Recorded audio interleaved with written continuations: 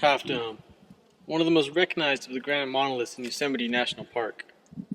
Upon entering the valley in Yosemite, it looms overhead, an omnipresent watcher. Every day in the summertime, when the cables are up, hundreds of hikers climb and attempt to climb the Yosemite icon.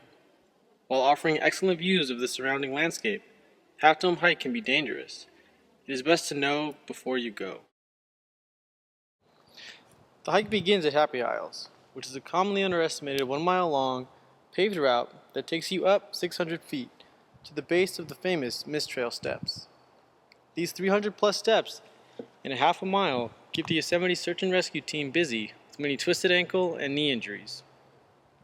During spring and summer, when water flows at its peak, the Mist Trail steps will be thoroughly wet and slippery.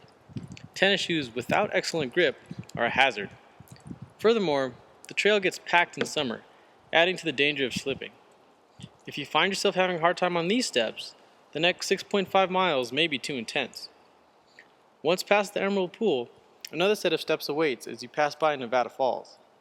In 3 miles, hikers ascend from 4,040 feet to 5,920 feet. The physical exertion that this hike requires is, quite frankly, much more than most people are used to. Carryouts on this section of trail are a common occurrence as hundreds of people climb this trail every day.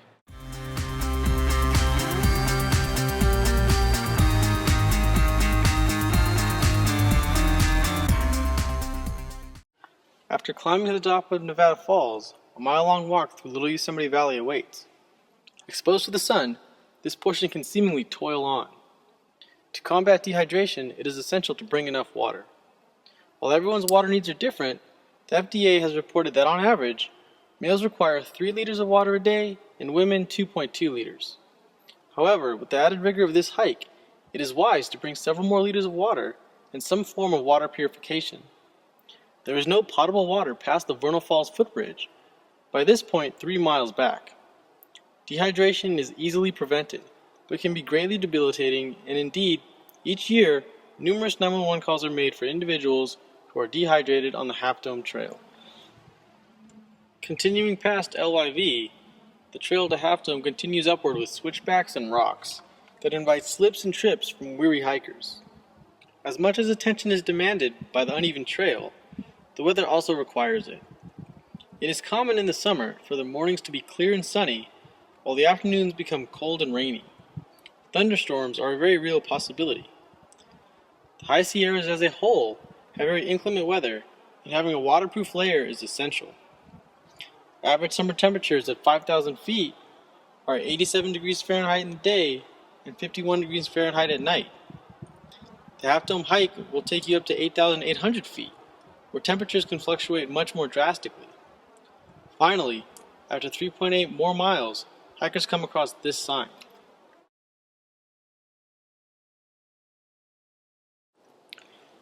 Everyone has heard of the Half Dome cables, but right before them is the staircase up the subdome.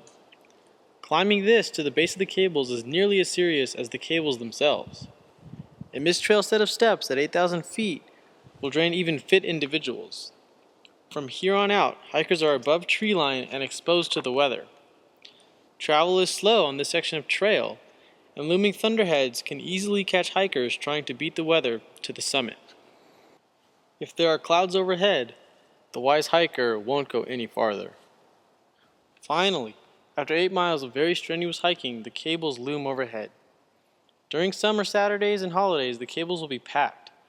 As many as 650 hikers will be going up the cables throughout the day, with the large majority of them doing so between 10 a.m. and 2 p.m. During these times, you may see up to 170 other people attempting the cables.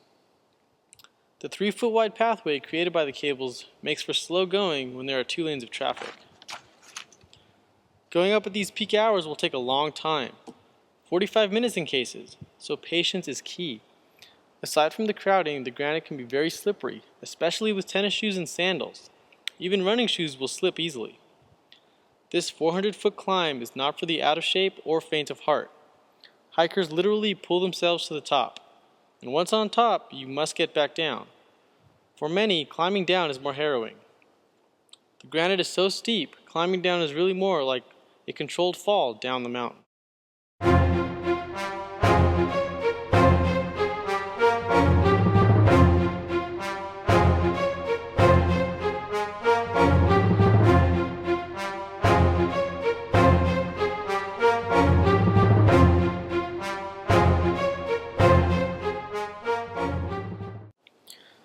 This clip was shot in cloud-free conditions. However, when the weather turns bad, it greatly increases the chances for disaster.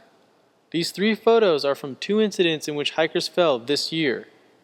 In each case, foggy weather and freezing cold rain caught up with the hikers. In each of these cases also, the morning started out clear and sunny. So remember, while hiking Half Dome is a truly rewarding experience, it pays to know before you go.